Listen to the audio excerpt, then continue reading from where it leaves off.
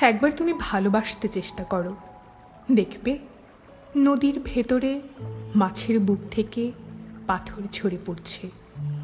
পাথর পাথর পাথর আর নদী, সমুদ্রের জল। নীল পাথর লাল হচ্ছে, লাল পাথর নীল। একবার তুমি ভালোবাসতে চেষ্টা করো। বুকের ভেতরে কিছু পাথর থাকা ভালো, ধ্বনি দিলে প্রতিধ্বনি পাওয়া যায়।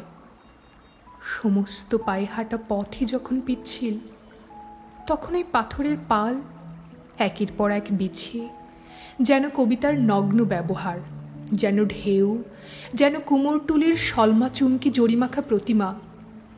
বহু দূর হেমন্তের পাশুটে নক্ষত্রের দরজা পর্যন্ত দেখে আসতে পারি। বুকের ভেতরে কিছু পাথর থাকা ভালো। চিঠিপত্রের বাক্স বলতে তো কিছু নেই, পাথরের ফাঁক ফোকরে রেখে এলেই কাজ হাসিল। অনেক সময় তো ঘর করতেও মন চায়।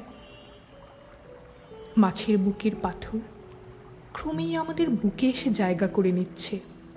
আমাদের সবই দরকার। আমরা ঘরবাড়ি গড়ব, সভ্যতার একটা স্থায়ী স্তম্ভ গড়ে তুলব। রূপলি মাছ পাথর ঝরাতে ঝরাতে চলে গেলে একবার তুমি ভালোবাসতে চেষ্টা করো।